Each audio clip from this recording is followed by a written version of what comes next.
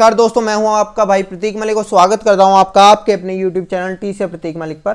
और जैसा कि आप सबको पता है कि हमने सीटेट 2021 की प्रिपरेशन के लिए एक special topic wise test series शुरू करी है, जिसके अंदर हर वीडियो में होते हैं प्रीवियस ईयर के आए 40 क्वेश्चन। तो अभी हमारा टॉपिक चल रहा है एनसीएफ। तो एनसीएफ की 2 वीडियो हो चुकी हैं। एनसीएफ के लगभग 200 क्वेश्चन आए हैं प्रीवियस ईयर में, जैसे कि आप देख सकते हैं एनालिसिस हमारा।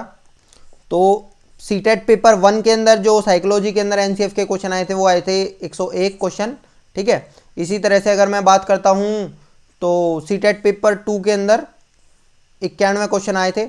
इस तरह से ये लगभग 200 क्वेश्चन हो जाते हैं, 192 क्वेश्चन होते हैं। तो ये मैं टोटल आपको 5 वीडियो के अंदर ख़त्म करेंगे इनको। पहले 80 क्वेश्चन हमारे हो चुके हैं। अगर आपने अभी तक वो वीडियोस नहीं देखे हैं तो आप देख सकते हैं। वीडियो शुरू करने से पहले अगर आप में से कोई बच्चा जो नया है, जो अभी तक हमसे नहीं जुड़ा है, तो चैनल को जरूर सब्सक्राइब कर लेना, बेल आइकन को दबा देना। और साथ ही आप हमसे व्हाट्सएप पर भी जुड़ सकते हैं 8076392717। ये हमारा व्हाट्सएप नंबर है। व्हाट्सएप नंबर पर आपको मैसेज करना है। मैसेज में आपका नाम, आप कहाँ से हैं और साथ में लिख के भेजना सीटेट प्रिपरेशन। और साथ में हो सकता है कि अगर आपको अभी तक हमारे 10 पेजेस के ईवीएस नोट्स नहीं मिले हैं तो आप वो भी लिख सकते हैं। साथ ही आपको 48 वीडियोस का क्रैश कोर्स, जो फ्री क्रैश कोर्स है, वो भी दिया जाएगा। वो उसकी प्लेलिस्ट है 48 वीडियोस की, तो वो भी आपको दी जाएगी। ठीक है दोस्तों, चलिए स्टार्ट करते हैं आज की वीडियो। देखिए पहला क्वेश्चन है हमारा। क्वेश्चन ये है कि बच्चों को अधिगम गतिविधियों में भागीदारी करने के लिए लगातार पुरस्कार, दंड देना और दंड का प्रयोग करने से क्या प्रभाव पड़ता है। समझ लो पहले तो ये बात, मैं हमेशा से ये कहता आया हूँ, पुरस्कार और दंड हमारा नेगेटिव है। आखिर ये है क्यों, ये आपको पता होना चाहिए। देखिए हमारे 2 तरह की मोटिवेशन होते हैं। अभिप्रेरणा हमारी 2 होती है, एक होती है आंतरिक अभिप्रेरणा, एक होती है बाहरी अभिप्रेरणा। इन दोनों के बीच में आपको डिफरेंस पता होना चाहिए। आंतरिक अभिप्रेरणा होती है जिसको हम खुद करना चाहते हैं बिना किसी रिजल्ट की इच्छा किए।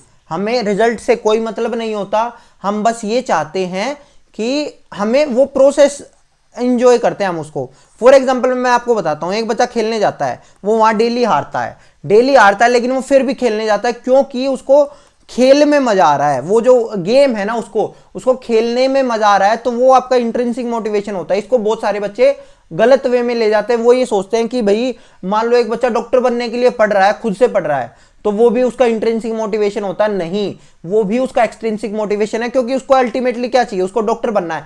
कोई बच्चा इसलिए पढ़ रहा है क्योंकि उसको खुद से पढ़ाई पसंद है, तो वो उसका पॉजिटिव चीज होगी, ठीक है, वो उसका इंट्रिंसिक मोटिवेशन होगा। लेकिन या तो वो खुद का भी एक टारगेट सेट कर सकता है, खुद का टारगेट सेट करे या किसी और के टारगेट के लिए सेट करे। अगर वो उसके लिए पढ़ रहा है तो भैया वो एक्सट्रिंसिक ही मोटिवेशन होता है। इस बात को समझ लेना, बहुत सारे लोगों को इसमें कंफ्यूजन होती है, ठीक है।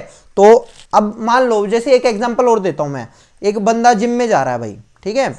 अब जिम में जाके वो डेली वर्कआउट करता है, लेकिन उसको वर्कआउट करना पसंद है तो वो करता रहेगा उसको। लेकिन कुछ बच्चे ऐसे होते हैं जो स्टार्टिंग में जिम में जाते हैं फिर छोड़ देते हैं, ठीक है। वो क्यों छोड़ देते हैं, या तो उनको मिलता नहीं है, रिजल्ट नहीं मिलता है, या उनको ऐसा लगता है हाँ अब तो मेरी बॉडी बन गई, अब मेरे को करने की कोई जरूरत नहीं है।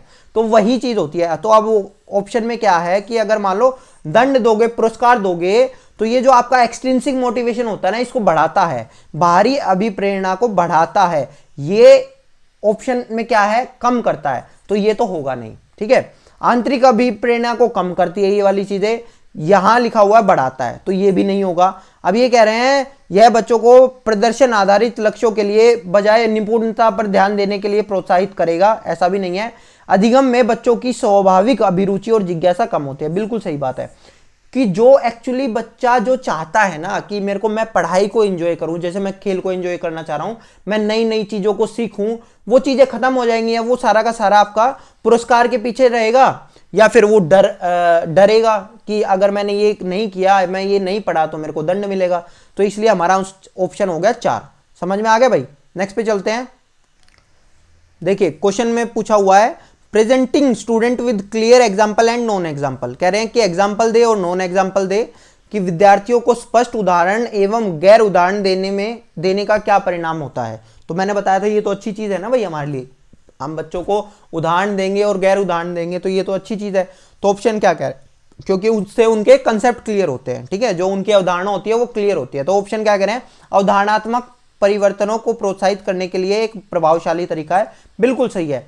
यह विद्यार्थियों के दिमाग में भ्रांतियां उत्पन्न करता है, गलत चीज है, वो तो भ्रांतियां खत्म करता है। अवधारणाओं की समझ में अभाव पैदा करता है, अवधारणाओं को समझ को और बेहतर बनाता है। ठीक है, जो उसके गैप्स होते हैं, कंसेप्ट अंडरस्टैंडिंग द कंसेप्ट होता है, गैप्स को फिल करता है। ठीक है, ना कि उसको खत्म करता है। ठीक है, यह अवधारणात्मक समझ की बजाय कार्यविधिक नहीं, ऐसा थोड़ी है। हमारा प्रोसीजरल नॉलेज को नहीं करेगा और कंसेप्ट मतलब प्रोसीजरल नॉलेज की तरफ ध्यान देगा और कंसेप्चुअल नॉलेज या अंडरस्टैंडिंग को फोकस नहीं करेगा, ऐसा नहीं होता। ये दोनों चीजों के ऊपर फोकस करता है। तो इसका आंसर है हमारा 1। ठीक है भाई, नेक्स्ट क्वेश्चन है भाई अब हमारा, देखिए ध्यान से समझना, बहुत अच्छा क्वेश्चन है। कह रहे हैं कि संरचनावादी यानी जो कंस्ट्रक्टिविस्ट अप्रोच है वो क्या है। मैंने हमेशा से ये बताया है, वो ये है कि हमें ज्ञान का निर्माण खुद करना है। हमें ना तो रट्टे मारने हैं, ना हमें कोई मतलब कुछ इस तरह का करना है कि वो हमें ध्यान रहे, ना हमें किसी को फॉलो करना, हमें ज्ञान का निर्माण खुद करना है। अब ये क्या कह रहे हैं, learning is the process of reproduction and recall. Recall यानी कि स्मरण करना, स्मरण करना तो हमारा नेगेटिव चीज है, याद करना ये भी नेगेटिव चीज है। आवर्तीय संबंधों द्वारा व्यवहारों का अनुबंधन करना, ये अनुबंधन का जो सिद्धांत था जो मैंने लास्ट क्लास के अंदर भी बताया था, ये तो हमारे नेगेटिव चीजें थी। ये जो बिहेवियरिस्ट अप्रोच थी ना भाई, व्यवहारवादी वाली चीजें थी, तो ये व्यवहारवादी का अगर यहाँ पे आए तो ये हो सकता है आपका, लेकिन कंस्ट्रक्टिविज्म में तो इसको नकार दिया था। कंस्ट्रक्टिविज्म में क्या था कि अधिगम सक्रिय विनियोजन के द्वारा ज्ञान की संरचना की प्रक्रिया है। Learning is the process of construction, construction होगा, मेकिंग होगा, मतलब हम खुद बना रहे हैं, ज्ञान का निर्माण कर रहे हैं। ठीक है, चलिए विनियोजन कर रहे हैं, निर्माण कर रहे हैं, ये सारी चीजें। नेक्स्ट पे चलते हैं भाई हमारा, अच्छा क्वेश्चन है, बहुत इजी क्वेश्चन है। कहते हैं कि चाइल्ड सेंटर्ड पेडागोजी प्रमोट्स, जो छात्र केंद्रित शिक्षा है, मैंने हमेशा से बताया है कि छात्र को बीचों बीच रखना है। तो देखो ध्यान से, टेक्स्ट बुक पर आधारित है नहीं, टेक्स्ट बुक सेंटर्ड होगा, यही है हमारा। छात्र के अनुभवों को प्रमुखता देनी है, जहां छात्र को प्रमुखता दी जाए, छात्र के अनुभवों को प्रमुखता दी जाए, छात्र की पृष्ठभूमि को दी जाए प्रमुखता। ठीक है, या फिर जो अलग अलग छात्र आए हैं हर एक छात्र को इक्वल करा जाए, वही हमारी चाइल्ड सेंटर्ड अप्रोच है। बाकी हमारा नेगेटिव है सारे, देखो वर्गीकरण करना, ये हमारी नेगेटिव चीजें थी। नेक्स्ट पे चलते हैं भाई, देखिए क्वेश्चन है कि निम्नलिखित में से कौन सी प्रथाएं सार्थक अधिगम को बढ़ावा देती है। सार्थक अधिगम क्या था, मीनिंगफुल लर्निंग था। ये हमारा जो कंस्ट्रक्टिव अप्रोच कहती है कि आप हर बच्चा मीनिंग समझे, मीनिंगफुल लर्निंग हो, ऐसा ना हो रट्टे मार रहा है, उसको पता ही नहीं इसका यूज कहाँ होना है या कैसे होना है।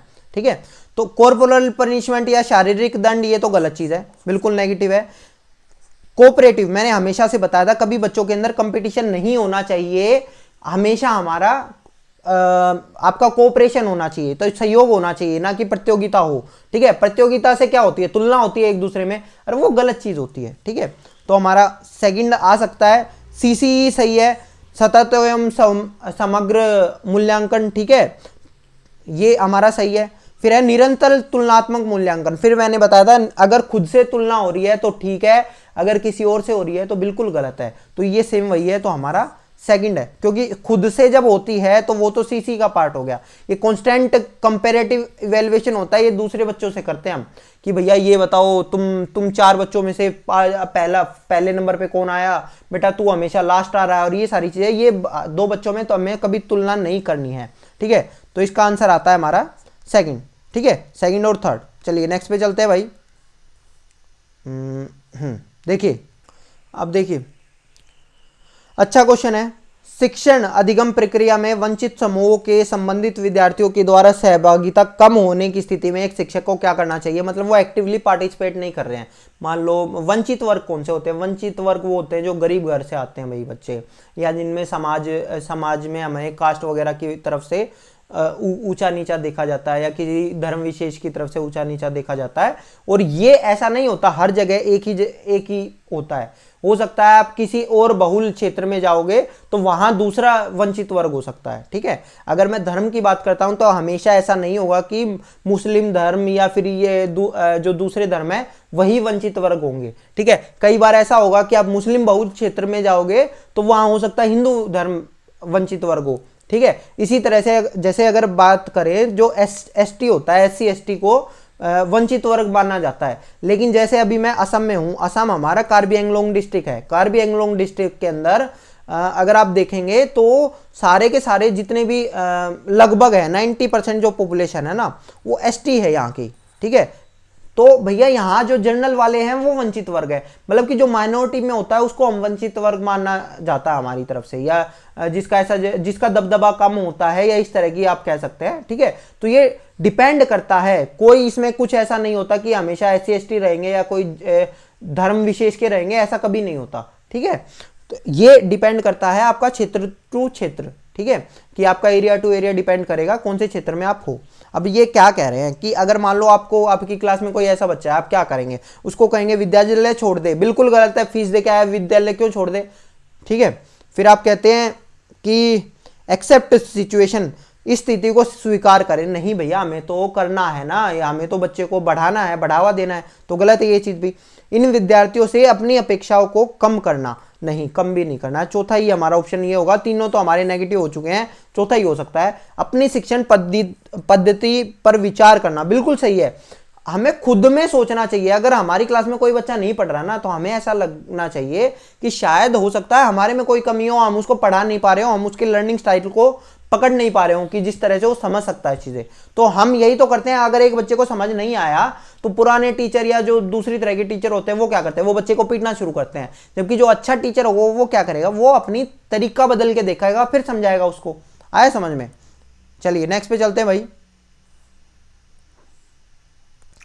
इस तरह का क्वेश्चन भाई कल भी आया था, ध्यान से समझना। A primary school teacher can encourage children to become effective problem solver. मैंने कल भी बताया था कि प्रॉब्लम कैसे सोल्व कर सकते हो आप, जब आप इंट्यूटिव गैसेज लगाओगे, यानी कि कोई एक गैस करोगे, तो इसका आंसर चौथा ही है। समझ में आया? कल भी बात हुई थी इस चीज़ पे, अगर आपने कल की वीडियो देखी होगी, कल की क्लास देखी होगी, तो उसके अंदर मैंने बड़े अच्छे से डिस्कस किया था इस बारे में कि आप कोई भी सॉल्यूशन निकालते हो ना तो कभी रटते हो उन चीज़ों की वजह से, ठीक है। गलत उत्तरों को अस्वीकार करके और दंडित करके दंड तो हमें देना ही नहीं है, ठीक है। केवल प्रक्रियात्मक ज्ञान पर बल या महत्व देकर केवल वर्ड आ गया, ये भी गलत हो गया। प्रत्येक छोटे कार्य के लिए भौतिक पुरस्कार, ये भी, मतलब अगर आप ऑप्शन देखेंगे तो ऑप्शन में दंड और ये आपको मिल गए जो नेगेटिव चीजें हमारी। लेकिन अगर हम बात करते हैं इन चीजों की कि ये है क्यों, कि आप कभी भी अगर कोई भी प्रॉब्लम सोल्व खुद करोगे ना तो आप पहले ये सोचोगे कि इसके उत्तर क्या क्या हो सकते हैं, आप तुक्के लगाओगे, और वो जो तुक्के होंगे वो लॉजिकल होंगे कि अच्छा हो सकता है ऐसा भी हो सकता है ऐसा भी हो, तो वही चीजें हैं, ठीक है। उससे ब्रेन स्टॉर्मिंग होती है बच्चे की। नेक्स्ट पे चलते हैं भाई। बहुत आसान क्वेश्चन है, शिक्षक बच्चों की जटिल अवधारणाओं की समझ को किस प्रकार सहज कर सकता है। बहुत आसान क्वेश्चन है, व्याख्यान हमें देना ही नहीं, लेक्चर हमें नहीं देना है, प्रतियोगिता नहीं होनी चाहिए, सहयोग होना चाहिए, ठीक है। कंपटीशन नहीं होना चाहिए, कोऑपरेशन होना चाहिए। यांत्रिक अभ्यास गलत चीज़ है, ठीक है। अपॉर्चुनिटी करनी है, परिचर्चा हमारे लिए जरूरी है, हमारे लिए डिस्कशन जरूरी है, एक्सप्लोरेशन जरूरी है, अन्वेषण, और ये चीज़ें हमारे पॉजिटिव वर्ड होते हैं। नेक्स्ट पे चलते हैं भाई। कह रहे हैं कि बच्चों को उपलब्धि अभिप्रेरणा को डैश दृढ़ किया जा सकता है, ठीक है। The achievement motivation of children में बी स्ट्रेंथन। आप मान लो कोई बच्चा कुछ अच्छा कर रहा है तो आप उसको क्या करेंगे, ठीक है। आपको देना है, उनको कुछ बताना है, तो आप क्या नैतिक कहानियाँ सुनाएंगे। मैंने हमेशा से बताया नैतिक कहानियाँ और ये जो चीज़ें होती है ना, भाषणबाजी, और इनसे कुछ नहीं होता, इनसे कुछ नहीं होगा, ठीक है। आप उनके praising them regardless of their performance, ठीक है। आप उनके निष्पादन पर ध्यान दिए बिना, निष्पादन का मतलब क्या होता है कि जो उनकी परफॉर्मेंस है एक्चुअल में, ठीक है, उस पर ध्यान दिए बिना आप उनकी डायरेक्ट प्रशंसा करेंगे कि आपको पता ही नहीं है कि भैया वो अच्छा कर रहे हैं या बुरा कर रहे हैं, आप ऐसा करेंगे क्या? नहीं, ये चीज़ भी नहीं है। ये चीज़ हो सकती है, उन्हें संभालने के लिए उत्तरदायित्व देंगे कि अगर मान लो किसी बच्चे ने कुछ अच्छा काम किया है, ठीक है, तो उसको मौका दे दिया कि एंकरिंग करना बेटा इस वाले उसके अंदर तुम, ठीक है। या कोई आपको फंक्शन करवाना है कहीं पे स्कूल के अंदर, तो आपने फंक्शन के लिए बेटा तुम मैनेज करोगे ये चीज़ें, बच्चे बड़े खुश होते हैं और उनको चीज़ें सीखने पे आती है। अगर आप समझेंगे भी इस चीज़ को तो आप देखो ये चीज़ें, क्या इसका सोशल रोल होता है, क्या रियल लाइफ में रोल होता है। अब मान लो कोई बच्चा एक एनुअल फंक्शन को करवा रहा है, ठीक है, तो वो बच्चा समझ पाएगा। अब मैं ये कह रहा हूँ वो बच्चा बहुत अच्छे से, अगर उसकी बहन की या भाई की शादी होगी ना तो उसके अंदर भी वो अच्छे से चीज़ें मैनेज कर लेगा, क्योंकि वो भी तो एक फंक्शन ही है, वो वहाँ से भी कुछ सीखेगा, उससे आ जाएगी। तो जब जितनी ज़्यादा रिस्पॉन्सिबिलिटी बच्चे को दी जाएगी ना, मैं ये नहीं कह रहा दबाव दो उसके ऊपर कि नहीं अब तो तेरे को ये करना है, ये वो करना है, ये करना है ना, रिस्पॉन्सिबिलिटी दो कि बेटा हमको तेरे पे भरोसा है, तू ये करके दिखा, ये अच्छा हो जाएगा। उसको समझाओ, उसको गाइड करो, चीज़ें उसके ऊपर छोड़ दो। तो ये हमारे लिए सही चीज़ है। उन्हें यह बताकर कि अच्छी नौकरी करने, नौकरी और ये नंबर तो नेगेटिव चीज़ हो गई भाई, यही चीज़ है, तीसरी चीज़ है हमारे लिए। ठीक है, नेक्स्ट पे चलते हैं भाई। कहते हैं कि भाषा विकास में सहयोग करने का कौन सा तरीका गलत है, which is the incorrect way to support language development. Language development अगर हो रहा है तो हम मतलब बाधक कैसे बनेंगे उसके अंदर, ये पूछना चाह रही। ठीक है, तो देखो जब बच्चे की वैल्यू ना करो, बच्चे की लैंग्वेज की वैल्यू ना करो, यही होता है हमारे लिए। ठीक है, जब बच्चे की वैल्यू नहीं करोगे, उसकी लर्निंग अच्छी नहीं होगी, उसका जो मोरल होगा वो डाउन हो जाएगा। तो यही सारी चीज़ें ना। अब देखो इसके अंदर ऑप्शन 2 ही है, उनकी अपनी भाषा का प्रयोग को अमान्य करना, जैसे बहुत सारे स्कूल में होता है। भाई देखो मैं दिल्ली में पढ़ा हूँ, ठीक है, हमारे यहाँ बच्चे आते थे जो हरियाणवी बोलते थे, मैं खुद हरियाणा से हूँ, तो टीचर उनको धमका देते थे। तो भैया ये जो चीज़ें होती हैं नेगेटिव होती हैं। अगर आपने इसके ऊपर मेरी वीडियो बहुभाषिकता वाली नहीं देखी है तो ज़रूर देखना, वहाँ पे मैंने बड़े अच्छे एग्जाम्पल से समझाया हुआ है। ठीक है, वो मैं आपको भेज भी दूंगा व्हाट्सएप पे। ठीक है, तो चलिए, तो यही है हमारा आंसर इसका। चलिए नेक्स्ट पे चलते हैं। हमें मतलब बच्चे को रोकना नहीं है कि अपनी भाषा में बात करने के लिए। ठीक है, देखिए क्वेश्चन कह रहा है कि भारत में शिक्षा की गुणवत्ता को सुधारने का सर्वाधिक महत्वपूर्ण कारक क्या हो सकता है। सोच के देखो कारक क्यों है एक्चुअली, अगर देखा जाए कि जो हमारी शिक्षा है वो पीछे क्यों है। ठीक है, अब ऑप्शन देखना, पहले समझना ये चीज़ें। कह रहे हैं प्रशिक्षण एवं पर्यवेक्षण के द्वारा शिक्षकों की व्यावसायिक दक्षता को बढ़ाना। ये बिल्कुल सही है, ये ऑप्शन बिल्कुल सही है। और जैसे मैं केवीएस में हूँ, केवीएस में हर साल इसके ऊपर ट्रेनिंग होती है, हर साल ये भी होता है। ठीक है, अब जो प्रोफेशनल और प्रोफेशनल कैपेसिटी अगर मैं बच्चे की कहता तो बच्चे के लिए नेगेटिव होता है, लेकिन क्योंकि हम प्रोफेशन में हैं तो हमें ये चीज़ें सीखनी पड़ेंगी। अब देखो एक्चुअली अगर मैं बताऊं, आप सीटेट की वीडियो ये देख रहे हो, मैं हमेशा से ये कहता हूं दिल्ली डाइट के बच्चों को देखने की जरूरत नहीं होती, वो बिना पढ़े कर लेते हैं। रीजन क्या होता है बिना पढ़े, क्योंकि 2 साल में जब वो अपने लेक्चरर के साथ रहते हैं ना, तो वहां उनको इतना बेहतर पढ़ाया जाता है कि वो आराम से कर लेते हैं। या आपके जो एनसीईआरटी के जो सेंटर्स हैं वहां बहुत अच्छे होते हैं। बीएड अगर किसी ने डीयू से कर रखा है तो वो अपने आप को बहुत बेहतर तरीके से पाता है। वो सीटेट वगैरह के लिए उनको पढ़ने की जरूरत ही नहीं पड़ती, क्योंकि एक्चुअली उनको पढ़ाया होता है उनके टीचर्स ने, तो उनको अलग से तैयारी करने की जरूरत नहीं होती। तो कहीं ना कहीं तो दिक्कत है ना। मान लो आपका जो यूपी बिहार या यहाँ की जो टीचर ट्रेनिंग है वो इस लेवल की नहीं चल रही है, समझ रहे हो, इस लेवल का वहां पे, क्योंकि बहुत सारे ऐसे प्राइवेट जो कॉलेज हैं वो नहीं करवा पा रहे हैं। क्योंकि प्राइवेट कॉलेज में क्या होता है, आप खुद सोच के देखो, प्राइवेट कॉलेज में आप कब जाओगे, प्राइवेट स्कूल में आप कब जाओगे, जब आपको गवर्नमेंट में जॉब नहीं मिल रही है। ठीक है, तो वहां जो लेवल हो वहां भी डामाडोल है। तो इन वजह से हमारी कहीं ना कहीं जो एजुकेशन स्तर है वो गिर रहा है देश का। ठीक है, तो यही हमारा आंसर है। बाकी ऑप्शन भी देख लेते हैं। कह रहे हैं कि भैया असेसमेंट करो, केवल उच्च स्तरीय चिंतन कौशलों पर ही आकलन को केंद्रित करें ना, गलत चीज है भैया ये भी। ठीक है, आपको पता होना चाहिए कि आपके 3 तरह के क्वेश्चन आते हैं कभी भी एग्जाम में, जो भी आपका एग्जाम होता है। एक तो होते हैं नॉर्मल क्वेश्चन, एक आपके मीडियम लेवल होते हैं, एक आपके डिफिकल्टी लेवल होता है। जो डिफिकल्टी लेवल होता है इसी को आप कहते हैं हॉट्स क्वेश्चन। जो हॉट्स क्वेश्चन होते हैं ये मात्र 20% आते हैं। ठीक है, 30% ये आते हैं, 30% आते हैं जो नॉर्मल लेवल के होते हैं, जो मीडियम लेवल के होते हैं 40% क्वेश्चन आते हैं हर पेपर के अंदर। ठीक है, तो खाली ये देने लग जाएंगे हम, ये भी गलत है चीज। ठीक है, अब जो कल मैंने एक और बात बताई थी कि अगर पूरे भारत में एक ही पाठ्यचर्या हो जाएगी तो इससे कुछ फर्क पड़ेगा क्या, नहीं पड़ेगा ज्यादा। क्योंकि मैंने पिछली वीडियो में भी बताया था कि टीचर जब तक अच्छा नहीं है ना, तो आप किताब एक रख लो कि आप पूरे स्कूल में, पूरी भारत में एक ही पाठ्यचर्या कर लो, कोई फर्क नहीं पड़ेगा। टीचर इक्वल लेवल के होने चाहिए, उसी से होगा आपका। ठीक है, बार बार 2 बार टेस्ट लेने लग जाओ, ये भी गलत है। ठीक है, तो हमारा जो आंसर था मैंने बता दिया आपको। नेक्स्ट पे चलते हैं। कह रहे हैं कि स्टूडेंट्स आर नेचुरली मोटिवेटेड। किस लिए मोटिवेटेड होते हैं वो, भैया नवीन खोज जो करने के लिए होते हैं, तभी तो हम छोटे बच्चों को ये कहते हैं कि वो खोजकर्ता होते हैं हमारे, ठीक है, यही है हमारा, ठीक है। एक्सप्लोर नोवेलिटी, सरल कार्य करने के लिए नहीं भैया, निरंतर संघर्ष ढूंढने या गलतियां करने ना, गलतियां करना बच्चे की लर्निंग का पार्ट है, ठीक है, लेकिन वो मोटिवेटेड नहीं होते कि मेरे को तो गलती करनी है, वो जानबूझकर गलती नहीं करते कभी। समझ में आ गया? नेक्स्ट पे चलते हैं, ठीक है। चलो देखिए, बच्चों का इंटरेस्ट कब डेवलप होता है, ये पूछ रही हैं। बच्चे कक्षा में रुचि विकसित करते हैं कब?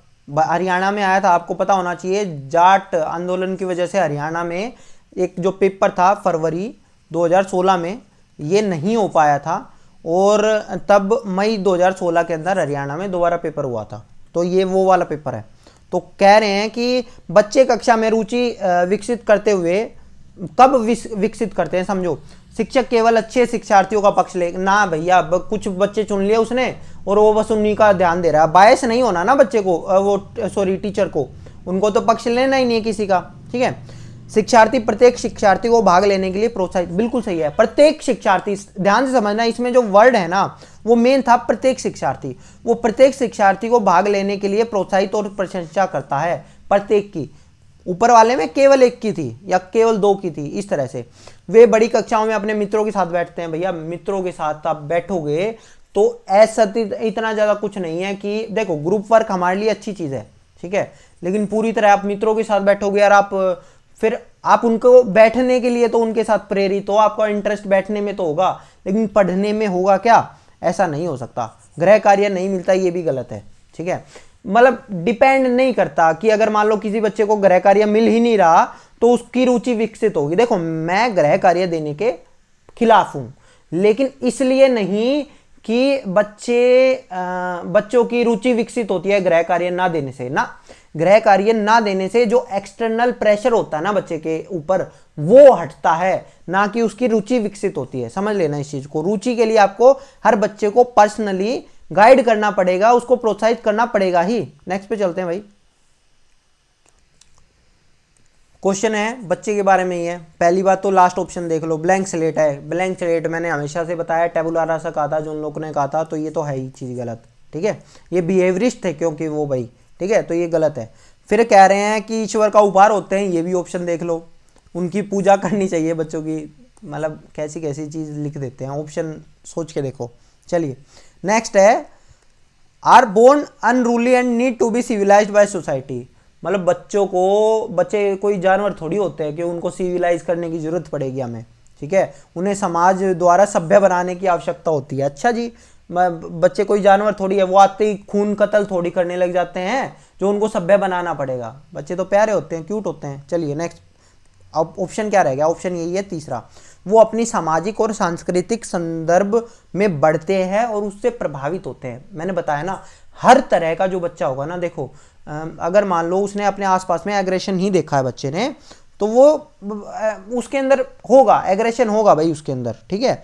आप जो सुनने में आया होगा आपको कि भैया हरियाणा के जो लोग होते हैं उनमें एग्रेशन होता है, उसका रीजन ये थोड़ी है कि वो कुछ अलग आटे की रोटी खाते हैं ना, उनका जो आसपास का जो वातावरण है, जो उनका समाज है, जो संस्कृति है, वो उनको वो सिखाती है। अगर मैं अपने घर में बताऊं तो भैया हमारे घर में ये सिखाया जाता था कि भाई किसी से पिट के मत आना, तू अगर कोई थप्पड़ मारे तो सर में ईंट मार के आ जाना, बेशक तगड़ा हो, आगे हम देख लेंगे। तो जिस घर में ये चीज सिखाई जाती है वहां तो घर में एग्रेशन आएगा ही बच्चों में, समझ लेना ये चीज। अरे ये चीजें मैं पापा के थ्रू नहीं कह रहा, मम्मी सिखाती थी भैया। जहाँ की फीमेल इतनी ज्यादा एग्रेसिव होती हैं, या फिर आप ये समझ सकते हो, तो उस घर में तो होगी है ना ये चीजें। मैं इस चीज को सही भी नहीं कह रहा हूं कि अपने बच्चे को ये सिखाओ, मैं यहां से ये बात भी नहीं कह रहा हूं, लेकिन मैंने एक सिंपल एग्जांपल दिया, ठीक है।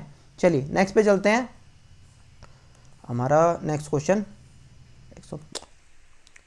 है, बच्चे सीखने के लिए स्वयं अपनी युक्तियां बना लेते हैं, इस संदर्भ में शिक्षक को क्या करना चाहिए? बच्चों की युक्तियों पर ध्यान न देकर अपनी बनाई पाठ योजना को पूरा करना चाहिए। गलत चीज़ है, बच्चों पे तो ध्यान देना ही है, उनसे चर्चा करनी है, ठीक है, इन्हीं चीज़ों पे बताओ ये कैसे आया, ये कैसे आया। बच्चों की युक्तियों को समझना तथा उनके साथ उन पर चर्चा और संवाद स्थापित करना, बिल्कुल सही है, यही हमारा ऑप्शन है भाई। बच्चों को ऐसा न करने के लिए एक लंबा भाषण देना गलत है। पाठ्य पुस्तक आ गया, ये तो मैं आंसर लगाऊंगा ही नहीं कभी, ठीक है। तो सेकंड है हमारा आंसर। चलिए नेक्स्ट पे चलते हैं भाई। देखिए इस क्वेश्चन को हम बहुत आसानी से करेंगे, पॉजिटिव नेगेटिव वर्ड को देखते ही, ठीक है। कह रहे हैं कि शिक्षक की भूमिका क्या होनी चाहिए, पाठ्य पुस्तक आ गया, नेगेटिव है। कह रहे हैं कि अभिलेखों का रख रखाव, यानी कि अपने है ना रिकॉर्ड्स को मेंटेन रखे टीचर, ना जी उनको तो पढ़ाने के लिए आए ना, रिकॉर्ड बनाने के लिए थोड़ी आए हैं, गलत चीज़ है। अब ऑप्शन 4 में प्रतियोगिता आ गया, तो ऑप्शन हमारा यही हो सकता है कि एक शिक्षक की सामान्य अभिवृत्ति बच्चों में सुरक्षा की भावना को बढ़ावा देने के लिए होनी चाहिए। The general attitude of the children of the teacher should be to promote a feeling of security among children, ठीक है। उनको लगे कि भैया तुम यहाँ स्कूल में आ गए, तुम सिक्योर हो, सेफ हो, ठीक है, और यही सारी चीज़ों के लिए आप वो और बेहतर बनेंगे, ठीक है। चलिए नेक्स्ट पे चलते हैं। हमारा नेक्स्ट क्वेश्चन है, कह रहे हैं कि जब बच्चे विद्यालय में आते हैं तो उनके लिए क्या करना चाहिए। कह रहे हैं ऑप्शन में कह रहा है कि उन्हें बता देना चाहिए कि विद्यालय की भाषा भिन्न है और उनको अपनी मातृभाषा में बिल्कुल नहीं बोलना चाहिए। गलत है ये चीज़, मैंने बताया ना, मल्टीलिंग्विस्टिक की आपकी जो बहुभाषिकता की एक वीडियो है मैंने बना रखी है, वो आप देखेंगे तो आपको मज़ा आएगा वो, ठीक है। तो गलत है ये चीज़। उनके अभिभावकों को बताना चाहिए कि वे घर पर ही, केवल घर पर ही इस्तेमाल करें, नहीं उनको तो, हाँ ऑप्शन सही, तीसरा सही है, उन्हें अपनी मातृभाषा में बोलने की अनुमति दी जानी चाहिए क्योंकि अभिव्यक्ति महत्वपूर्ण है। बच्चा अपनी बातें बता रहा है वो महत्वपूर्ण है। मेरी क्लास में अगर कोई बच्चा, जैसे अभी एक वायरल हुआ था एक, जिसमें ये पूछे थे कोरोना क्या है, ठीक है, तो एक बच्चे का लिखा हुआ वायरल हुआ था जिसके अंदर वो बच्चा बता रहा था कि कोरोना एक ऐसा त्यौहार है जिसमें सारे लोगों को घर में रखा जाता है, सारे स्कूलों की छुट्टी हो जाती है। तो मैं उस चीज को उससे बेटर मानता हूं कि आपने बच्चों की कॉपी में लिखवा दिया कि कोरोना एक ऐसी बीमारी है, ये हुआ था, वो हुआ था, कोरोना इस वायरस से फैलता है, ये होता है ना जी, वो तो चीज गलत है, आपने रटवा रहे हो ना उसको। अब बच्चा उसको क्या देख रहा है, बच्चे का परिप्रेक्ष्य क्या है, बोला भैया ऐसा त्योहार है ये तो जिसमें छुट्टियां ही छुट्टियां हैं और हर लोग घर में रह रहा है कोई, ठीक है, ऐसी ऐसी चीजें उसमें लिखी हुई थी, और स्कूल बंद हैं और अच्छे घर में, पापा भी घर में हैं, हमें मास्क लगाने के लिए बोला जाता है इस त्योहार के अंदर, ठीक है। तो ये सारी चीजें उसमें लिखी हुई थी, तो मैं तो उस चीज को मानूंगा क्योंकि बच्चा अपनी अभिव्यक्ति कर पा रहा है, तो अभिव्यक्ति ही हमारे लिए इंपॉर्टेंट है, ठीक है। नेक्स्ट पे चलते हैं भाई। कह रहे हैं कि learner centred approach, child centred आ सकता है, लर्नर सेंटर्ड आ सकता है, कंस्ट्रक्टिविस्ट अप्रोच आ सकता है, मैंने बताया ये बराबर चीजें होती है सारी, ठीक है। तो कह रहे हैं कि इसके अकॉर्डिंग क्या है, तो कह रहे हैं पुरस्कार और दंड, ये तो नेगेटिव चीज है, याद करने पर बल, ये भी नेगेटिव चीज है, मेमोराइज हमें करवाना ही नहीं है। कह रहे हैं शिक्षकों के मार्गदर्शन के साथ शिक्षार्थियों को अपनी स्वयं की समझ का निर्माण करने के लिए उत्तरदायित्व बनाया जाता है। बिल्कुल सही बात है, वो खुद निर्माण करेंगे, लेकिन टीचर क्या करेगा, टीचर मार्गदर्शक होगा, वो फैसिलिटेटर होगा, मार्गदर्शक फैसिलिटेटर होगा, ठीक है, वो गाइड करेगा बच्चों को, ठीक है। अब ये स्वतंत्र है, खुद के लिए स्वतंत्र नहीं होते। ऑप्शन इसके अंदर तीसरा ही सही था। चलिए नेक्स्ट पे चलते हैं भाई। ऑप्शन है भाई, देखो ऑप्शन से ही करेंगे इस क्वेश्चन को, प्रभावी कक्षा है, ठीक है। तो पॉजिटिव नेगेटिव प्रतियोगिता नहीं हो सकता, व्याख्यान के लिए हतोत्साहित करता है, देखो डिस्करेज कर रहा है, अगर ये एनकरेज करता तो हो सकता था, हतोत्साहित कर रहा है, यहाँ प्रोत्साहित कर रहा है, किसको प्रोत्साहित कर रहा है, चर्चा को, ये हमारे लिए आंसर है इसके अंदर, ठीक है। शिक्षार्थी निष्क्रिय होते हैं, पैसिव होते हैं स्टूडेंट, ये भी नेगेटिव है। नेक्स्ट पे चलते हैं भाई। चलिए एक सेकेंड, हाँ जी, सृजनात्मकता पूछ रखी है, सृजनात्मकता क्या होती है भाई, क्रिएटिविटी क्या होती है, क्रिएटिविटी होती है जब बच्चे के अपने विचार होंगे, अपने आप को अभिव्यक्त करेगा, खुद से करेगा, ठीक है। उसकी थिंकिंग कैसी होगी, उसकी थिंकिंग कन्वर्जेंट होगी। कन्वर्जेंट थिंकिंग का मतलब क्या, अभिसारी चिंतन करेगा वो, ठीक है। एक होता है हमारा डाइवर्जेंट थिंकिंग, अपसारी चिंतन होता है, ये हमारा क्रिएटिविटी को ऊपर नहीं करता। इसके आगे हम जब क्रिएटिविटी पढ़ेंगे ना, तब भी आप इन सारी चीज़ों को देखेंगे। तो हमारी जो कन्वर्जेंट थिंकिंग होती है ना, वो हमारे लिए ये योग्यता उसके अंदर शामिल होती है, ठीक है। चलिए नेक्स्ट पे चलते हैं भाई। इसके बारे में डीप में हम आगे पढ़ेंगे, ठीक है। किसी सृजनशील बच्चे में निम्नलिखित विशेषताएं होती हैं। रटकर याद करना ना। आगे फिर हमारा चलता है कि समस्या समाधान करने के प्रति दृढ़ उपागम हो सकता है। ठीक है, दिए गए नियमों और मानकों के प्रति समरूपता, ये भी नहीं भाई। ठीक है, मौलिक विचार और अभिव्यक्ति, बिल्कुल सही बात है, मौलिक विचार और अभिव्यक्ति। अब देखो इसके अंदर जो नेगेटिव था ना पहले वाले ऑप्शन में, पहले वाले ऑप्शन में क्या चीजें थी, जो हमारा क्रिएटिव बंदा होगा ना वो कभी भी रिजिड नहीं होगा, जो ये कह रखे ना रिजिड, वो यहाँ फ्लेक्सिबल होगा, किसी भी चीज के ऊपर वो रिजिड नहीं होगा। समझ लेना, rigid in approach of problem solving, उसके पास एक ही अप्रोच नहीं होगी। ठीक है, उसके पास अलग अलग अप्रोच होंगी, उसके पास दृढ़ उपागम नहीं होगा। ये दृढ़ गलत लिखा हुआ है इसके अंदर। ठीक है, नेक्स्ट पे चलते हैं भाई। अच्छा हाँ, ये तो मेरा रिजल्ट है। एक्चुअली ये जो मैं आपसे डिस्कस कर रहा हूँ ना, ये पेड नोट्स हैं। ठीक है, 500 रुपीज़ में ये पेड नोट्स है जो मैं अपने पेड बच्चों को देता हूँ, वो डिस्कस कर रहा हूँ मैं आपसे, जिसके अंदर उनको पीडीएफ भी दी जाती है और उनको साथ में ये जो क्वेश्चंस होंगे जो आप डिस्कस कर रहे हैं इनकी पीडीएफ के साथ में इनके नोट्स भी दिए जाते हैं, जो आपका 48 वीडियोस की क्रैश कोर्स में था। ठीक है, तो ये चीज़ मेरे को लगा कि आपको बतानी चाहिए। अब पेपर 2 आ गया है। पेपर 1 में जो 101 क्वेश्चन थे ना भाई, वो हमारे यहाँ पूरे हो चुके हैं, यानी कि अभी तक हमारे 21 क्वेश्चन हो चुके हैं। ठीक है, 101 क्वेश्चन थे, 80 पहले हो चुके थे, इस वीडियो के 21 क्वेश्चन हमारे पूरे हो चुके हैं। नेक्स्ट पे चलते हैं भाई। अब कह रहे हैं कि science and art exhibition, music, dance, ये हमारा जो स्कूल की मैगजीन होती है उसके अंदर क्यों लिखा जाता है? विद्यालय का नाम रोशन करने नहीं, अभिभावकों को संतुष्ट करने नहीं। ठीक है, हालांकि ये सारी काम करवाए जाते हैं, क्यों? क्योंकि प्राइवेट स्कूलों के अंदर उनको चाहिए। ठीक है, उनको ये चाहिए कि हमारा ये हो गया, या टीचर पेरेंट्स तभी तो अच्छी फीस देंगे, वो अपनी फीस तभी तो हाई कर सकते हैं कि देखो हमारा स्कूल इतना हाई है, इतना ये है। क्योंकि कई स्कूलों की कम फीस होती है, कईयों की ज़्यादा होती है। ज़्यादा किस लिए होती है? जहाँ पे ये दिखाया जाए कि भैया हमारा नाम रोशन हो रहा है और पेरेंट्स को संतुष्ट करने के लिए, तो ये उनके काम होते हैं। विभिन्न व्यवसाय के लिए विद्यार्थियों को प्रशिक्षित करने ना, व्यवसाय के लिए नहीं भाई, शिक्षार्थियों को सृजनात्मक मार्ग उपलब्ध कराने, ये हमारा ऑप्शन है, यही हमारा। ठीक है, चलिए नेक्स्ट पे चलते हैं। कह रहे हैं कि ऑडियो विजुअल एड्स क्यों जरूरी है? देखो ऑडियो विजुअल एड्स से एक्चुअली देखो बच्चा कैसे सीखता है, कोई भी कैसे सीखता है। हमारी 5 इंद्रियां होती हैं। ठीक है, हमारी जो 5 इंद्रियां हैं, जितनी ज़्यादा इंद्रियां हमारी इन्वॉल्व होंगी ना किसी भी चीज़ में, उतना ज़्यादा हम उससे सीखेंगे। ठीक है, तो जब हम खाली पढ़ते हैं तो खाली हमारी आंखें देखती हैं। ठीक है, जब हम सुनते हैं तो खाली कान सुनते हैं। लेकिन अगर हम कोई मूवी देखते हैं तो हम सुन भी रहे होते हैं और हम देख भी रहे होते हैं। ठीक है, तो ये जो ऑडियो विजुअल एड है ना, इसके अंदर हमारी 2 इंद्रियां बढ़ गई, तो हमारी जो अधिकतम इंद्रियां हैं उसको उपयोग करना सीखेंगे। इसीलिए हमारी जो ऑडियो विजुअल एड्स हैं ये अच्छी रहती है हमारे लिए। ठीक है, क्योंकि इसके अंदर हमारे आंख और कान दोनों की वजह से हमारा सही रहता है मैटर। ठीक है, चलिए नेक्स्ट पे चलते हैं भाई। कह रहे हैं कि सीबीएसई ने ग्रुप प्रोजेक्ट एक्टिविटी क्यों दी है? मैंने हमेशा से बताया है कि सामाजिक, हमारा जो सोशल लर्निंग होती है उसके लिए। ठीक है, हम सोशल प्राणी हैं, सोशल पार्टिसिपेशन के लिए, तो आंसर नंबर पहला ही है हमारा। ठीक है, सीबीएसई ने अपने मैनुअल निकाल रखे हैं। अब जो ये चीज़ें मैं आपको बता रहा हूँ ना, ये चीज़ें ऐसा नहीं है कि कहीं वो चीज़ें एनसीईआरटी के ऑफिशियल मैनुअल पढ़ोगे ना, एनसीईआरटी के एनसीएफ पढ़ोगे, तो उसके अंदर ये एक्चुअली ये चीज़ें लिखी हुई हैं, जो चीज़ें मैं आपके साथ डिस्कस करता हूँ। हो सकता है एग्जाम्पल मैं अपने अनुभव से आपको दे दूँ, क्योंकि मैं केवी में लगा हुआ हूँ, तो जो चीज़ आपके लिए थियोरटिकल है वो प्रैक्टिकली हम यहाँ पे देखते हैं सारी चीज़ें। तो बस इतना ही फ़र्क है, बाकी ये जो जितनी भी चीज़ें हैं ये सारी की सारी चीज़ें आपको एनसीईआरटी में, एनसीएफ में ये यहाँ मिलेंगी। ठीक है, चलिए नेक्स्ट पे चलते हैं।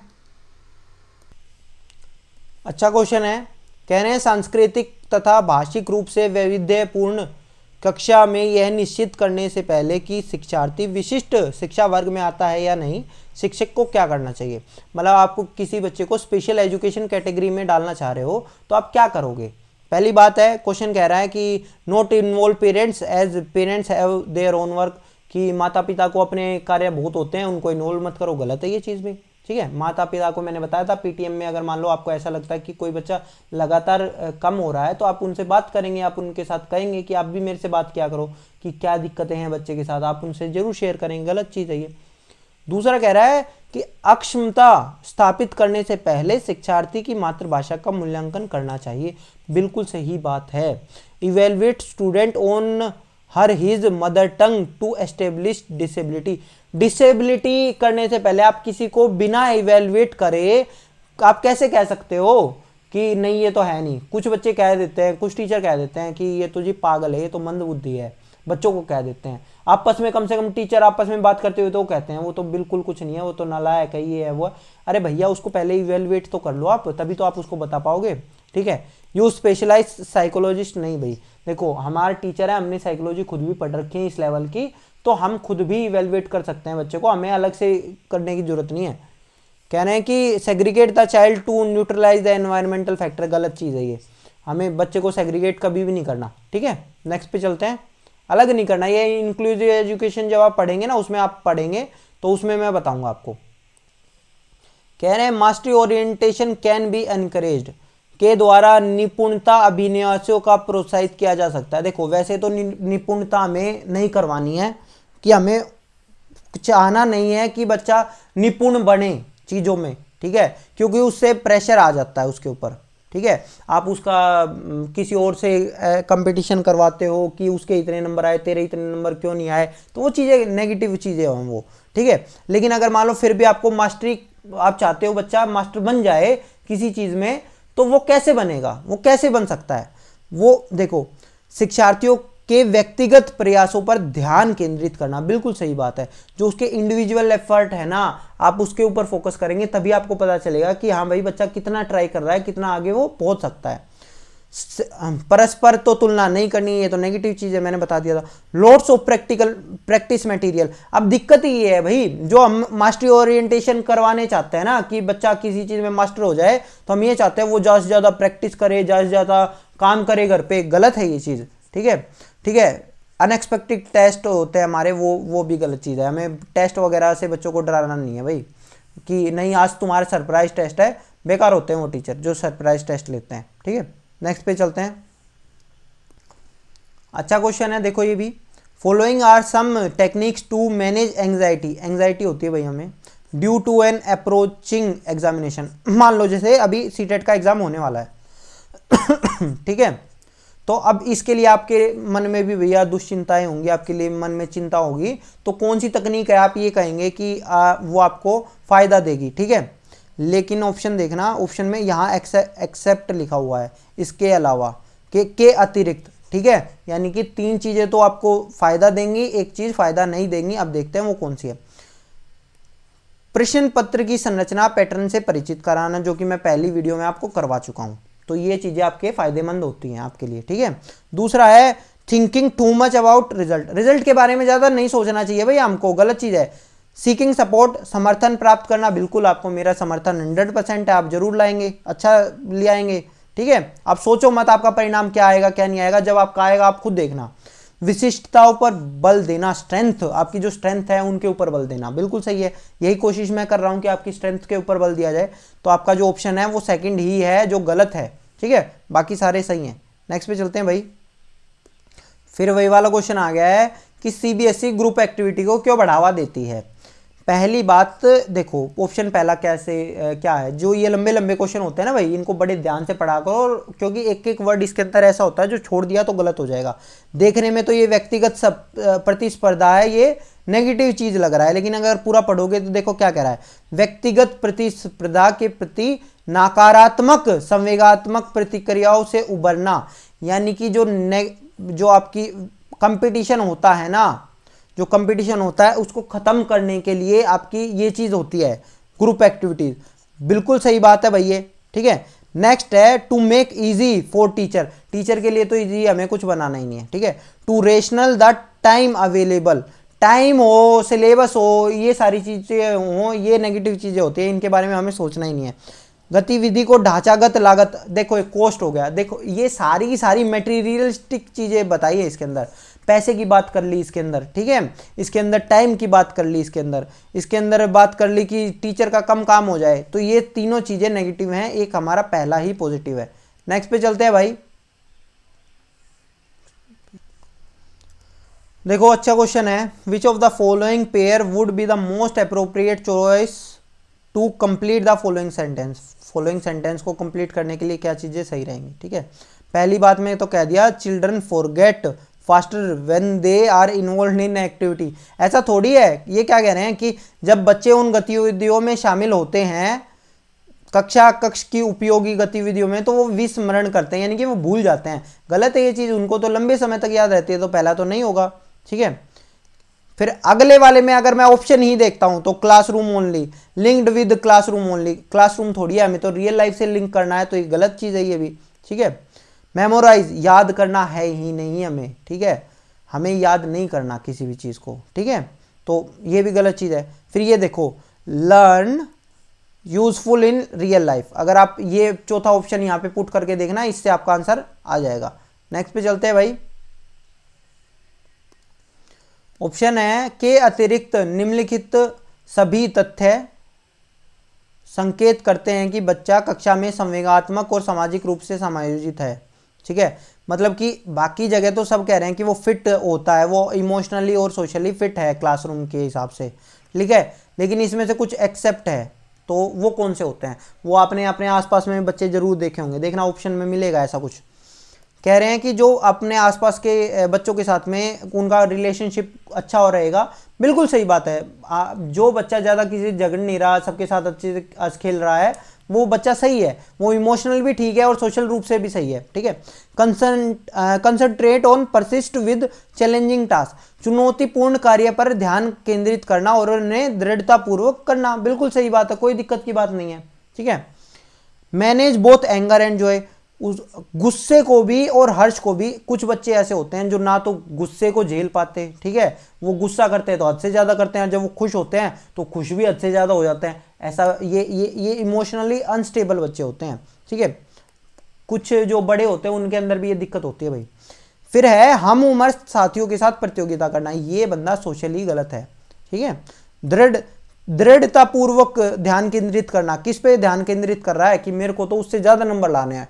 अब न इसकी वजह से होगा क्या, इसकी वजह से वो दूसरे बच्चों से जेलस करेगा तो वो कभी सोशली उनके साथ अच्छा सा नहीं हो पाएगा और वो इमोशनली वीक होगा। जिसके अंदर जेलसी की भावना है तो वो इमोशंस उसके अंदर नेगेटिव इमोशन है भाई, ठीक है। क्योंकि कंपटीशन आप कब करते हो किसी बंदे के साथ में, जब दूसरे बंदे के साथ आप जेलस होगे, ठीक है, और जेलस होगा इसके वजह से उसके साथ सोशल भी वो इतना अच्छा उसके साथ नहीं रहेगा, ठीक है। तो हमारा ऑप्शन 4 है। चलिए जो नेगेटिव है, कह रहे हैं कि निम्नलिखित में से कौन सा अधिगम को अधिकतम करने के लिए सर्वाधिक उचित, मतलब हमें अपनी क्लास के अंदर ज़्यादा से ज़्यादा लर्निंग करनी है, तो ये कब हो पाएगी। इसके अंदर हमारा है कि शिक्षिका को अपनी संज्ञानात्मक शैली के साथ साथ शिक्षार्थियों की संज्ञानात्मक शैली की पहचान करनी है, बिल्कुल सही बात है। उसको खुद का कोग्निटिव स्टाइल भी उसको पता होना चाहिए, लर्निंग स्टाइल पता होना चाहिए और बच्चों का भी पता होना चाहिए, ये बिल्कुल सही बात है, ये बिल्कुल ठीक है। अब ये कह रहे हैं कि individual difference in student should be smoothened by pairing similar student, यानी कि मान लो कोई बच्चा कमजोर है, कमजोर के साथ कमजोर बैठा दिया, होशियार के साथ होशियार बैठा दिया, तो ये चीज़ गलत होती है भाई, ठीक है। आपको ना तो कभी किसी कल्चरल बैकग्राउंड के एक साथ बैठाने हैं, ना सोशल बैकग्राउंड के एक साथ बैठाने हैं, ना कभी कोग्निटिव बैकग्राउंड के एक साथ बैठाने हैं। अगर आपको कोई ग्रुप भी बनाना है, ग्रुप में हर तरह का बच्चा होना चाहिए, समझ लेना इस चीज़ को। कोग्निटिव लेवल, संज्ञानात्मक लेवल के हिसाब से भी बच्चा होना चाहिए उस ग्रुप में, अच्छा बच्चा भी हो, जो थोड़ा सा कमजोर है वो भी हो, हर तरह का बच्चा होना चाहिए, ठीक है। अब तीसरा ऑप्शन क्या कह रहा है, अधिकतम परिणाम लाने के लिए, ये तो परिणाम की बात कर रहा है, तो ये तो गलत है। समान सांस्कृतिक पृष्ठभूमि, जो मैंने बताया था कल्चरल बैकग्राउंड अगर सेम होगा तो वो भी गलत है, ठीक है, ये एक साथ में नहीं बैठाने हैं। चलो 123 सॉरी, अब 2013 वाले तो ख़त्म हो गए हैं, 2014 वाले पे पहुंच चुके हैं हम। देखो बहुत अच्छा क्वेश्चन है, कह रहे हैं कि विद्यालय छोड़ने वाले विद्यार्थियों के नियंत्रण की दृष्टि से सरकारी संगठनों द्वारा संस्था के स्तर पर विभिन्न उपाय किए गए हैं। निम्नलिखित में से कौन सा कारण स्थानिक स्तर पर स्तर से जुड़ा है जिसके कारण बच्चे विद्यालय छोड़ देते हैं। मतलब कि ये संस्था, मतलब अगर केंद्रीय विद्यालय की बात करूं तो ये पूरे पूरे केंद्रीय विद्यालय या कोई बोर्ड है, सीबीएसई बोर्ड है, उसके बारे में बात कर रहा है। आगे समझ में, वो कारण होना चाहिए, ठीक है। तो उसकी वजह से बच्चे स्कूल छोड़ देते हैं।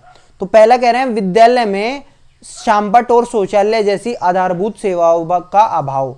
भैया जो ये ऑप्शन है ना, ये ऑप्शन आपका रहेगा स्कूल लेवल पे, ना कि ये संस्था के लेवल पे, ठीक है। केंद्रीय विद्यालय संगठन के लेवल पे ये नहीं है। ये अगर मैं केंद्रीय विद्यालय दीफू में पढ़ा रहा हूं तो ये वो प्रॉब्लम है जो केंद्रीय विद्यालय दीफू यानी उस स्कूल से रिलेटेड जो प्रॉब्लम है, ये स्कूल से रिलेटेड प्रॉब्लम है, ये संस्था से रिलेटेड प्रॉब्लम नहीं है, ठीक है। अब ये अगला क्या है, अध्यापकों का संयुक्त योग्यता वाला न होना और उन्हें कम आय देना। अब कम आय अगर अध्यापकों को दोगे तो बच्चे स्कूल छोड़ देंगे क्या, ये थोड़ा सा मेरे को पता नहीं, ठीक है। फिर है बच्चों में भली भांति व्यवहार करने की आवश्यकता के प्रति अध्यापकों का संवेदनशील न होना। अब ये भली भांति व्यवहार कौन सा होता है बच्चों का, ये मेरे को आज तक समझ में नहीं आया। कुछ टीचर होते हैं जो इसमें बहुत ज़्यादा वो होते हैं कि बच्चे ऐसे मत करो, बच्चे ये करो वो करो, तो ये भी नेगेटिव चीज़ें होती हैं जो ज़्यादा रोक टोक लगाते हैं और ये सारी चीज़ें होते हैं। जबकि ऑप्शन है ये वाला, ऑप्शन पढ़ना, ये जो बच्चे अनिवार्य पाठ्यचर्या को स्वीकार नहीं कर पाते उनके लिए विकल्पात्मक पाठ्यचर्या का ना होना। अब बच्चे क्यों स्कूल छोड़ देते समझना एक चीज़, ठीक है। अब मैं आपको एक एग्जांपल देता हूँ, छोटा सा एग्जांपल समझना। मान लो आपको एक स्पोर्ट्स कॉम्प्लेक्स आपने ज्वाइन कर लिया, ठीक है, स्पोर्ट्स कॉम्प्लेक्स ज्वाइन कर लिया, तो वो आप स्पोर्ट्स कॉम्प्लेक्स कब छोड़ोगे, आप खेलना चाह रहे वॉलीबॉल लेकिन उसके अंदर चेस है, ठीक है, या क्रिकेट है, वॉलीबॉल है ही नहीं, जिसमें आपका इंटरेस्ट है वो है ही नहीं, ठीक है। आप वॉलीबॉल आप खेलने भी गए, क्रिकेट खेलने गए, लेकिन उसमें आप उतना अच्छा कर नहीं पा रहे हो, ठीक है। तो आप क्या करोगे, आप उस स्पोर्ट्स कॉम्प्लेक्स को छोड़ के आप अपना कहीं और देखोगे, ठीक है। तो सेम यही वाली बात है कि वो जो अनिवार्य पाठ्यचर्या ना, कि तुम मैथ पढ़ो, तुम ये पढ़ो वो पढ़ो, तो यही चीजें नेगेटिव होती हैं। इसीलिए जो हमारी जो नई शिक्षा नीति है ना, इसके अंदर कहा गया है कि बच्चों को ऑप्शन भी दिए जाएंगे कि आप ये पढ़ना है तो ये पढ़ लो। इनफैक्ट जो 10th का सीबीएसई बोर्ड है ना, 10th के सीबीएसई बोर्ड में जो मैथ, जिन बच्चों को कमजोर थे जो मैथ्स में, या जिनको मैथ्स अच्छा नहीं लगता था, उनके लिए 2 मैथ्स कर दिए। एक तो था एडवांस मैथ, जो कि एक्चुअली बताते हैं पहले भी होता था लेकिन बीच में ये बंद कर दिया था, एक एडवांस मैथ और एक बेसिक मैथ। तो अभी जो 10वीं वाले बच्चे हैं जिनको 11वीं में आगे जाके मैथ्स नहीं लेना, उनको एडवांस मैथ पढ़ने की जरूरत नहीं है, वो बस बेसिक मैथ पढ़ेंगे, समझ रहे हो। तो ऐसे ऐसे चेंज आ रहे हैं भैया इंडिया में भी, कोई दिक्कत की बात नहीं है, ठीक है। नेक्स्ट पे चलते हैं। अच्छा क्वेश्चन है, ध्यान समझना। कह रहे हैं कि वंचित शिक्षार्थी, मतलब वही है कि जो डिसएडवांटेज लर्नर होते हैं, जो मान लो पढ़ाई में कमजोर है या जिनके घर की स्थितियाँ कमजोर हैं, वो सारी चीज़ें हैं, तो उनका पूछा गया है, वो बताओ आप। तो उनके साथ आप कैसे रहेंगे, उनमें विश्वास कैसे व्यक्त करेंगे, और ये सारी चीज़ें हैं। तो उनकी सफलता हेतु व्यक्तिगत उत्तरदायित्व, ठीक है, personal accountability for student success. अब देखो समझना ये चीज़, अगर मैंने आपको व्हाट्सएप नंबर क्यों दिया, बहुत सारे लोग नहीं देते और ये सारी चीज़ें रहती हैं। मैंने आपको इसलिए दिया क्योंकि मैं यूट्यूबर नहीं हूँ भैया, मैं टीचर हूँ। मैं एज अ टीचर आपसे बात कर रहा हूँ। टीचर को पर्सनली रिस्पॉन्सिबल होना चाहिए, पर्सनली अकाउंटेबल होना चाहिए अगर उसके पढ़ाए हुआ बच्चा कोई फेल हो रहा है, समझ रहे हो। इसीलिए मैं आपसे पर्सनल टच करना चाह रहा हूं, पर्सनल टच में रहना चाह रहा हूं आपके साथ में, ठीक है। तो यही होता है आपका कि पर्सनल अकाउंटेबिलिटी होनी चाहिए। अब ऐसा तो नहीं होता कि टीचर ये सोचेगा कि हर बच्चे के 100 में से 100 आ जाओ, ठीक है, तो वो तो पॉसिबल नहीं है। लेकिन पर्सनली उसकी सक्सेस के लिए आप जरूर उसको अकाउंटेबल रहेंगे। उससे उच्च अपेक्षाएं करना, उच्च अपेक्षाएं नहीं करनी, ठीक है। उससे किसी प्रकार की मांग ना करना, मांग भी बिल्कुल किसी प्रकार की नहीं करोगे। ऐसा थोड़ी है मैं आपको अगर सीटेट का पढ़ा रहा हूं तो मैं चाहूंगा ना आपका सीटेट पास हो, लेकिन मैं ये नहीं चाहूंगा कि आपको 150 में से 150 आ जाओ। तो कई बच्चे ऐसे होते हैं जिन्होंने मान लो 40 क्वेश्चन तो हो गए, लेकिन उनको एक क्वेश्चन समझ नहीं आया, उनके 39 क्वेश्चन हो गए सही आए, तो वो ये सोचते हैं कि सर ये एक क्वेश्चन हमें और समझा दो। तो भैया ऐसे बहुत सारे बच्चे होते हैं जो एक एक क्वेश्चन अगर मैं समझाऊंगा, मान लो मेरे पास 1000 बच्चे जुड़े हुए हैं, तो 1000 बच्चों को तो एक एक क्वेश्चन नहीं समझा सकता ना मैं, समझ रहे हो इन चीज़ों को। तो लेकिन हाँ ये जरूर है, अगर कोई बच्चा मेरे को ये कहता कि 40 में से सर मेरा तो एक ही नंबर आया है, तो उस पर तो मैं पर्सनल दूंगा, ठीक है। तो ये होगा कि मेरे को उच्च अपेक्षाएं नहीं रखनी, लेकिन ऐसा भी नहीं रखना कि मैं उससे कुछ अपेक्षा ही नहीं करूं कि कोई नहीं, मैंने तो पढ़ा दिया था 40 में तेरा एक आया, कोई दिक्कत की बात नहीं है, मेरे को उसको कम से कम पास तो करवाना है ना भाई सीटेट में। तो वही चीज़ है, विद्यार्थियों द्वारा स्वीकृति हेतु अध्ययन, क्रोध या उसका प्रयोग करना, क्रोध वगैरह तो गलत चीज़ है, हमें करना ही नहीं है। ठीक है, नेक्स्ट पे चलते हैं। अच्छा ऑप्शन है, मतलब क्वेश्चन भी अच्छे हैं और क्वेश्चन भी अच्छा है। कक्षा में ध्यान न देने वाले बच्चे से व्यवहार करने के लिए कौन सा सर्वाधिक लाभकारी हो सकता है। कोई बच्चा ऐसा होता है जो क्लास में ध्यान नहीं देता, आपके हिसाब से आप क्या करेंगे, उसको डांटेंगे क्या? गलत है ये चीज़। बच्चे को उस जगह बैठाना जहाँ सबसे कम ध्यान भंग हो, बिल्कुल सही बात है। मान लो आपने एक बच्चा ऐसी जगह बैठा रखा है जो खिड़की के साथ में है, खिड़की के साथ में उसको बाहर का सब कुछ दिखाई दे रहा है और उसका ध्यान बार बार बाहर बैठा हो रहा है, तो आप उसको अपने पास बैठा लोगे, आगे बैठा लोगे। ठीक है, तो ये हो सकता है आपका। ध्यान केंद्रित करने के लिए कार्य करते हुए बच्चे को खड़े रहने की अनुभूति देना, उसको कह देना खड़ा होकर काम कर भाई आंसू, गलत चीज़ है। जो कि एक्चुअली स्कूलों में देखते हैं हम, टीचर करते हैं ये वाला काम, ये सब कुछ नेगेटिव है। इसी वजह से तो हमारी शिक्षा का बट्टागोल हो रहा है। बच्चे के ध्यान को स्फूर्ति युक्त बनाने के लिए बीच बीच में उसे अवकाश देना, जा बेटा 2 मिनट बाहर घुमा, ये भी गलत है। ठीक है, चलो नेक्स्ट पे चलते हैं। देखिए फिर से आ गया प्रोग्रेसिव एजुकेशन। 2 दिन में हम काफ़ी बात कर चुके हैं इसके ऊपर। प्रगतिशील शिक्षा क्या है? प्रगतिशील शिक्षा वो है जहाँ पे आपको जो बाहर जैसा हो रहा है सेम वैसा ही आपका माहौल मिला स्कूल के अंदर भी। ठीक है, ऐसा ना लगे कि स्कूल और बाहर का माहौल बिल्कुल अलग अलग है। ठीक है, इस तरह से ही बच्चा खुद ज्ञान बनाएगा, ना कि टीचर उसको रटवाएगा, ये सारी चीज़ें करेगा। जहाँ पे ज़्यादा फोकस ना हो मार्क्स के ऊपर, जहाँ ज़्यादा फोकस ना हो आपका प्राइज या फिर इनके ऊपर क्या होता है आपका दंड वगैरह ना दिया जाए बच्चों को। ठीक है, तो यही सारी चीज़ें हम देखेंगे। तो शिक्षक सूचना और प्राधिकार के प्रवर्तक होते हैं, बिल्कुल गलत चीज़ है। ओरिजिनेटर ऑफ इंफॉर्मेशन होते हैं, ऐसा नहीं है। बच्चा तो खुद सीखता है ना वही चीज़ों को, बच्चा खुद मीनिंग मेकर होता है, बच्चा ही खुद सारी ये चीज़ें करेगा। तो यही चीज़ होती है हमारी। ठीक है, ज्ञान प्रत्यक्ष अनुभव और सहयोग से उत्पन्न होता है, यही ठीक है। ये ज्ञान, knowledge is generated through experience and collaboration. Knowledge generate की जाती है, ना कि नॉलेज रटी जाती है। तो यही हमारा ऑप्शन होगा। फिर इसके अंदर है भैया एग्जाम आ गया है, फिर इसके अंदर आ गया है स्किल ऑफ मास्टरी आ गया है, ये नेगेटिव चीज़ हो गई है हमारी। ठीक है, नेक्स्ट पे चलते हैं भाई। शिक्षण का विकासात्मक परिप्रेक्ष्य शिक्षकों से यह मांग करता है कि कठोर अनुशासन आ गया है, कठोर अनुशासन नेगेटिव है। विकासात्मक कारकों के ज्ञान के अनुसार अनुदेशन युक्तियों का अनुकूलन करें। Adapt instructional strategy based on the knowledge of development factor, यही सही हमारा आंसर है। ठीक है, नेक्स्ट पे चलते हैं। देखो तीसरे वाले में हमारा गलत है कि हर बच्चे को समान रूप से देखना है, नहीं ऐसा भी नहीं है। ठीक है, मतलब समान रूप से हर बच्चा अलग है, हर बच्चे को आप अलग तरह से देखेंगे। मैं ये नहीं कह रहा समान मानो सबको, ठीक है, आप पक्षपात मत करो किसी बच्चे के साथ में।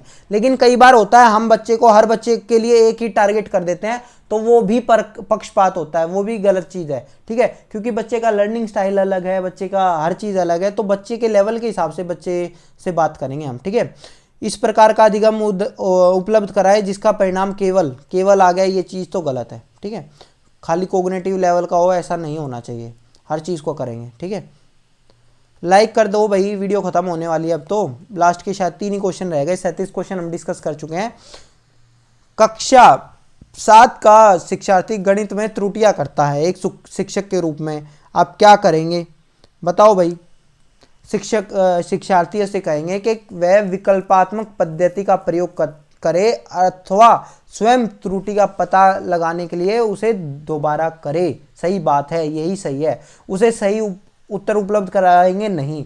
उसकी मैथ के अंदर क्या होता है, मैथ के अंदर उसकी प्रोसेस गलत हो रही है ना बार बार, तो कोई दिक्कत की बात नहीं। हम उसको कहेंगे कि जो दूसरा मेथड है, एक काम कर दूसरे मेथड से करके देख, और अगर हो सकता है एक मेथड से तो उसका आंसर एक आ रहा है, दूसरे मेथड से उसका आंसर गलत आ रहा है, तो उसको कहेंगे अब ढूंढ तू तेरी गलती कहाँ है। बच्चा जब खुद गलती ढूंढेगा ना, क्योंकि देखो खुद की गलती ढूंढना सबसे ज़्यादा मुश्किल चीज़ होती है, और बच्चा जब खुद की गलती खुद ढूंढ लेगा तो उसकी मेन लर्निंग होगी, वही चीज़ है हमारे लिए। ठीक है, नेक्स्ट पे चलते हैं।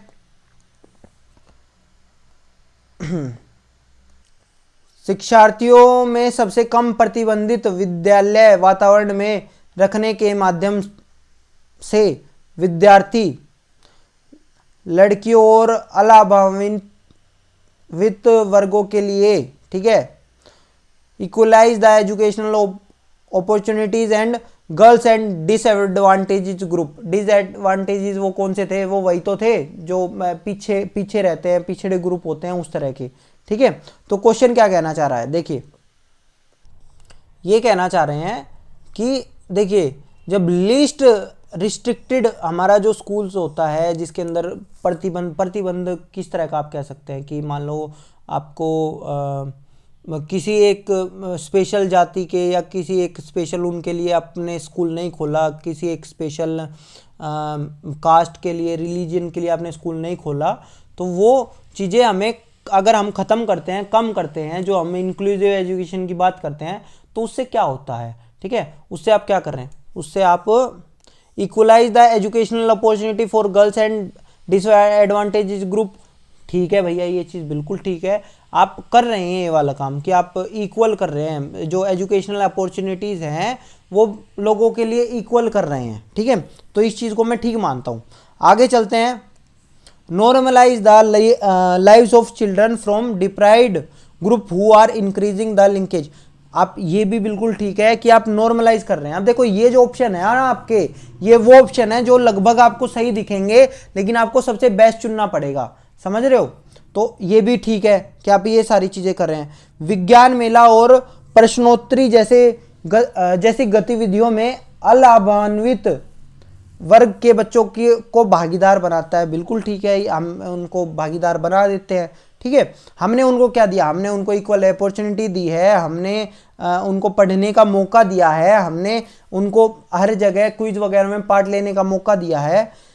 अब चौथा ऑप्शन देखना, दूसरे बच्चों को संवेदनशील बनाता है कि वे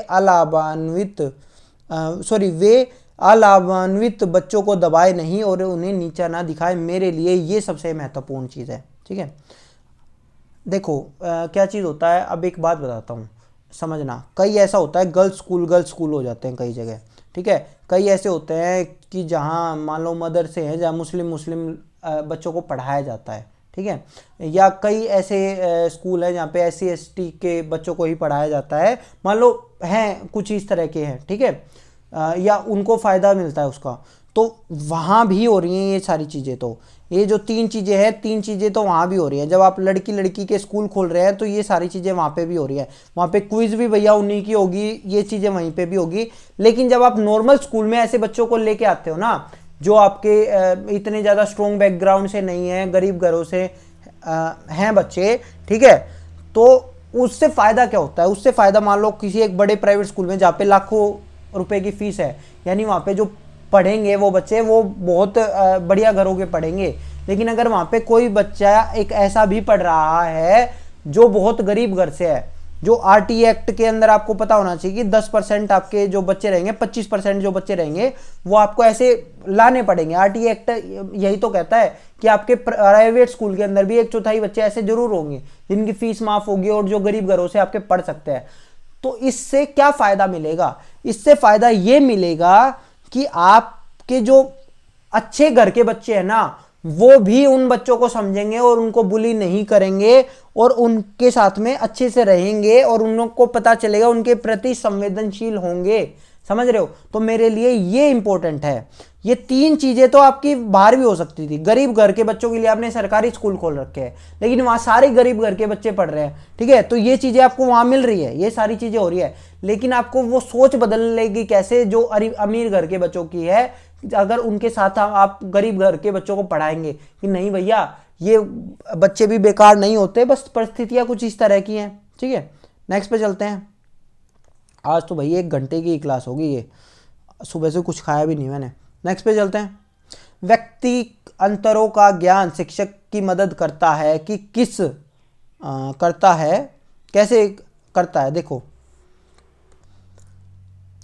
क्वेश्चन देखो, क्वेश्चन कह रहा है कि भैया इंडिविजुअल डिफरेंस के बारे में आपको पता चल गया, आपको ये पता चल गया कि भैया कुछ बच्चों का लर्निंग स्टाइल कुछ दूसरा होगा, कुछ का दूसरा होगा, तो आपके हिसाब से आप क्या समझते हैं इन चीज़ों से? देखिए, कह रहे हैं कि understanding the futility of working hard with backward student as they can never be at par with class, कि वे बाकी कक्षा के समान कभी आ ही नहीं सकते। आपने ये समझ लिया, ठीक है, कि आप उनके साथ कठोर परिश्रम कर लो तब भी वो बराबर दूसरी कक्षा के साथ या दूसरे बच्चों के साथ आ नहीं सकते।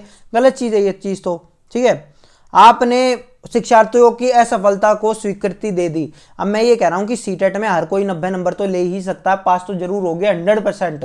तो अब मैं ये कहूँ कि अगर मान लो किसी बच्चे के 88 नंबर आ गए, ठीक है, तो वो क्या स्वीकृति दे दी क्या उस चीज़ को कि नहीं कोई नहीं, ये तो कमज़ोर था, कोई नहीं 88 आ गया अगली बार पास कर लेगा? नहीं भैया, हर बच्चा पास कर सकता है तो हर बच्चा पास कर सकता है, इसमें कोई दो राय नहीं है, ठीक है। तो हमें कभी फेलियर को नहीं करना। आप ये स्वीकृति दे सकते हो किसी बच्चे के 110 आ रहे हैं और किसी बच्चे के 130 आ रहे हैं तो वो ठीक है, कोई दिक्कत नहीं है, हो सकता है उसकी परिस्थितियाँ दूसरी हो।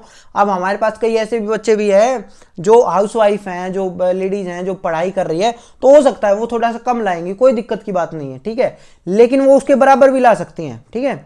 मैं ये भी मानता हूँ वो उसके बराबर भी ला सकती है। मैं उनके कभी फेलियर को वो नहीं करूँगा कि नहीं ये तो घर पे बैठती थी और ये फेल इस वजह से हो गई, गलत चीज़ है भैया ये, ठीक है।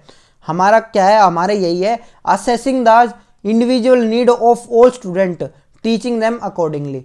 मैं हर बच्चे को उसकी इंडिविजुअल नीड के हिसाब से ही पढ़ाऊँगा, यही है हमारा, ठीक है। अब लास्ट क्वेश्चन है भाई हमारा, वीडियो को लाइक ज़रूर कर देना। सुबह से रोटी भी नहीं खाई है, आते ही पहले स्कूल की क्लास चल रही थी, उसके बाद मैं आपकी क्लास ली है, 1 घंटे से लगातार बोल ही रहा हूँ, ठीक है। पानी भी नहीं पिया भाई।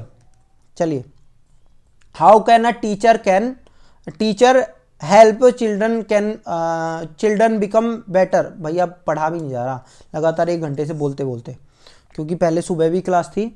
किस प्रकार के से एक अध्यापिका बच्चों को बेहतर समस्या समाधान कर्ता बनाने में सहायता कर सकती है? किस प्रकार से करेगी ये बताओ?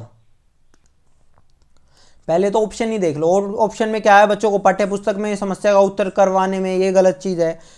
सही समाधान हमें उपलब्ध करवाना ही नहीं है, करेक्ट सॉल्यूशन हमें कभी बच्चों को देना ही नहीं है, हमको तो उनको हेल्प करना है, ठीक है। बाय गिविंग टेंजिबल रिवार्ड और प्रॉब्लम रिवार्ड हमें कभी देने ही नहीं है, ठीक है। समस्याओं का अगर हिंदी में दिख नहीं रहा होगा, यहाँ पे है समाधान करने के लिए वस्तु रूप में आपको रिवार्ड देना है, ठीक है। रिवार्ड क्या था, इनाम वगैरह देना है, तो ये गलत चीज़ है हमारे लिए। पहला ही ऑप्शन सही है, बच्चों को विविध प्रकार की समस्याओं का समाधान करने के लिए मौका देना और उनको हल करते समय सहयोग देना, बिल्कुल सही है, ठीक है। धन्यवाद दोस्तों, आपका दिन शुभ रहे। मैं था आपका भाई प्रतीक मलिक, आप देख रहे थे TCF प्रतीक मलिक।